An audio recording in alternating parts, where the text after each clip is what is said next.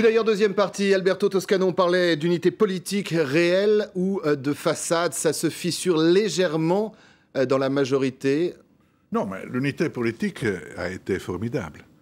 Et le problème est qu'au-delà de cette unité politique, il faut regarder la réalité de la société française et il faut que la politique dise la vérité ou, de toute façon, parle franchement. Et la vérité est qu'aujourd'hui, la bataille passe à l'intérieur de l'islam français, de la communauté islamique française. Aujourd'hui, il faut que l'islam français, sur le modèle de ce que certains imams courageux, auxquels je rends hommage, se sent en première ligne, parce que cette guerre sera gagnée en premier lieu par la grande majorité de la population islamique française. On revient sur le débat, ceux qui disaient on parle de terrorisme, pas de terrorisme islamique. Et c'est pourtant ce qu'a fait Moustapha, le Premier ministre. C'est intéressant ce que dit Oui, Alberto. et moi je crois que je rassure Alberto que... C'est cela en disant la vérité aux Français, en employant les bons mots. Nous sommes en train de se diriger vers ce modèle-là, parce que là maintenant, il y a une telle pression de la part des pouvoirs publics sur l'encadrement religieux, entre guillemets, de cette communauté, pour qu'elle ne montre aucune sympathie, aucune compréhension à l'égard de qui que ce soit qui se dirige vers le djihadisme. Donc il y a un vrai défi, et je crois que même si François Hollande ou Manuel Valls ne votent pas ouvertement une forme de Patriot Act à la française, il va y avoir un suivi de toutes ces personnalités qui portent la parole religieuse dans les mosquées et dès qu'on repère quelqu'un qui a la moindre sympathie avec ces djihadistes, il sera ciblé, il sera pas arrêté, mais en tout cas mis à l'index. Donc on est en train de se diriger vers ça. Bien sûr, ça se pose la question de l'islam de France. L'islam de France ne se sentira bien et mieux que lorsqu'il aura coupé le cordon ombilical avec... Mais est-ce que l'État, justement, Moustapha, est-ce que l'État doit aider l'islam de France à faire ce travail? Bien sûr, il doit l'aider. Il y a eu déjà une tentative de la part de Nicolas Sarkozy quand il a lancé le CFCM, cette structure représentative de l'islam de France. Qui ne fonctionne pas vraiment. Mais il n'est pas allé loin parce qu'il n'est pas arrivé à couper le cordon ombilical entre l'islam de France et un certain nombre de pays arabes qui ont des agendas autres que le vivre ensemble religieux au sein d'une société laïque. Dont certains financent le terrorisme, d'ailleurs. Certains sont accusés de financer le terrorisme, d'avoir des sympathies avec l'État islamique, d'encourager les agendas djihadistes. Donc, à un moment ou à un autre, la République française doit dire stop à ce lien structurel, financier et politique entre l'islam de France et ces pays-là. Puisque nous parlons de communauté, il y en a une autre aussi, la communauté juive, qui se sent visée, qui a mal à la France. Écoutez.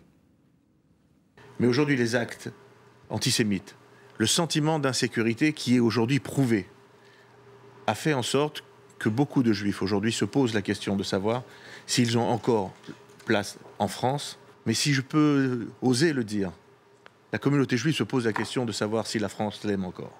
Oui, disons-le, à la face du monde, sans les Juifs de France, la France ne serait plus la France.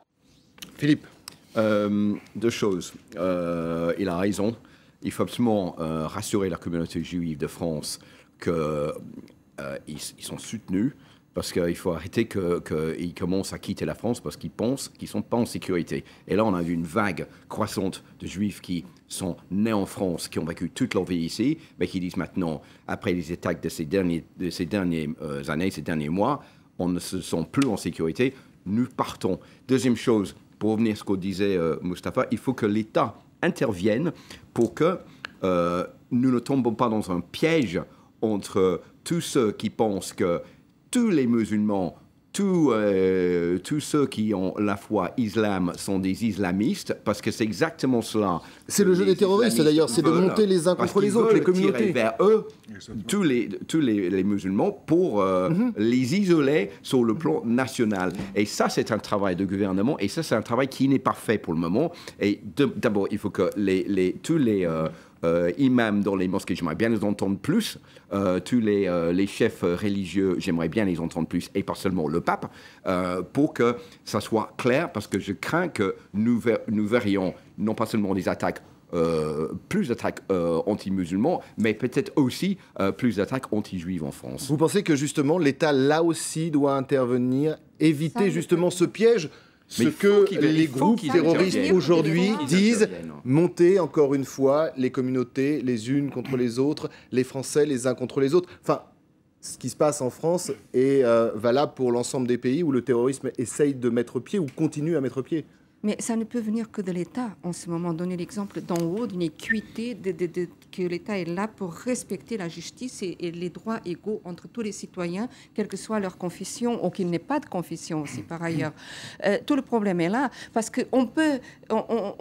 avoir des gens qui somment, des intellectuels qui somment les musulmans, de dire non, nous sommes contre. Mais vous pouvez avoir les paroles et vous pouvez ne pas avoir les cœurs avec les paroles. Donc l'action, il faut qu'elle soit vraiment en profondeur. Et il faut que l'État, quand il dit la communauté juive doit être protégée, qu'il dise aussi la communauté musulmane aussi doit être protégée. C'est ce qu'a rappelé le président Hollande. La liberté d'expression doit être pour tous et on doit réfléchir. Parce que, vous savez, il y a des professeurs, beaucoup de professeurs qui ont dit ces enfants qui ont tué, ce sont des enfants de la France aussi. Et donc il faut aussi réfléchir à ce qui s'est passé derrière. Ce n'est pas pour aller excuser ensuite et dire non, il ne faut pas sévir. Si, il faut sévir. Il faut vraiment l'action sévère et il faut la sécurité, il faut d'action militaire, de l'intelligence, de services secrets, de police. Mais il faut aussi aller voir les racines en profondeur. Alors justement, on va parler de ces racines. Sévir, bien évidemment, c'est ce qu'a fait la justice. Lourde condamnation pour ceux qui ont fait l'apologie de ces attentats, qui ont soutenu ces attentats. On parlera de Dieudonné dans quelques minutes.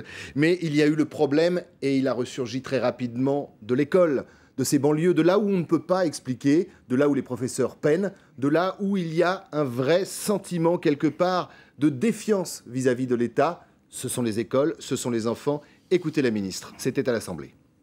Des incidents ont eu lieu, ils sont même nombreux et ils sont graves et aucun d'entre eux ne doit être traité à la légère. Vous me demandez combien nous sont remontés. Je vais vous répondre. S'agissant de la minute de silence elle-même, c'est une centaine d'incidents qui nous ont été remontés. Les jours qui ont suivi, nous avons demandé la même vigilance et c'est une nouvelle centaine d'événements et d'incidents qui nous ont été remontés. Parmi eux, une quarantaine ont d'ailleurs été transmis aux services de police, de gendarmerie, de justice, parce que pour certains, il s'agissait même d'apologie du terrorisme. Nous ne pouvons pas laisser passer cela. D'apologie du terrorisme, nous ne pouvons pas laisser passer cela toute la semaine. Anna, vous avez enquêté justement dans ces écoles, dans ces banlieues. Et j'ai vu la difficulté des professeurs, parce que là, la ministre parle d'une centaine d'incidents, donc ça veut dire que c'était des incidents importants. Mais au quotidien, les professeurs ont eu une peine terrible pour expliquer à beaucoup d'enfants la notion de justice et de liberté d'expression, parce que la première chose qu'on leur répond, c'est « oui, mais la liberté d'expression, ce n'est que pour quelques-uns ». Parce que si nous, par exemple, on est avec Dieudonné, et lui, il n'a plus de liberté d'expression. À chaque fois, les profs sont vus opposer le mot Dieudonné. Dieudonné en garde à vue cette semaine, hein, je le rappelle bien évidemment, même et qui sera poursuivi de devant un tribunal correctionnel qui est tombé sous le coup des lois terroristes. Ils ont énormément de difficultés. Avec la notion de religion, on ne dessine pas le prophète, donc on doit être puni. Et là, ils ont eu beaucoup de mal à surmonter ça. Et deuxièmement, la question Dieudonné, ils ont dit le seul point sur lequel on a réussi à obtenir un consensus dans toutes les écoles, parce qu'ils parlent entre eux, ils m'ont fait...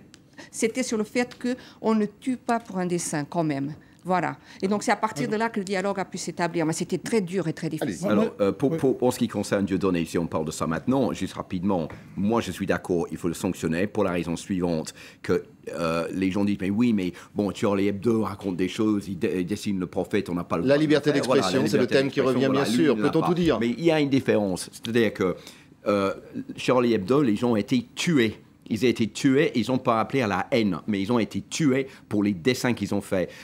Dieudonné, il est en train de susciter la haine des Juifs. Donc il faut le sanctionner pour ça. C'est 2 poids, 2 mesures, c'est complètement différent. Les choses n'en sont pas pareilles. Et ça, il faut que ça soit expliqué aux gens, parce que les gens ne comprennent pas et pensent que les deux, Dieudonné... Pour vous, Charlie Hebdo et Dieudonné, c'est différent. Philippe a raison, évidemment, l'appel à la haine n'est pas une liberté d'expression. L'appel à la haine est un délit.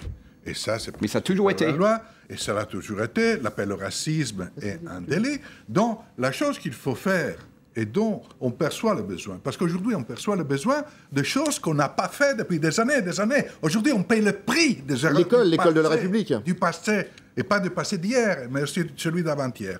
On a ignoré le problème d'expliquer les lois, de faire comprendre les lois. Aujourd'hui, on peut pas À commencer par ce que disait Anna, expliquer à l'école. Voilà, on ne peut pas tout expliquer, tout faire passer en 2 jours. Surtout une communauté musulmane qui, comme je disais tout à l'heure, elle est en première ligne. C'est ça la base pour vous, c'est d'expliquer aux plus jeunes. On ne gagnera pas la lutte contre le terrorisme sans la participation directe et engagée de l'écrasante majorité des islamiques français. Ça, c'est fondamental. Moi, je crois que Najat Vallaud-Belkacem a raison de monter au créneau parce que quand on lit les itinéraires des frères Kouachi et d'Hamidou Coulibaly, ce sont des jeunes qui ont décroché de l'école à un moment donné.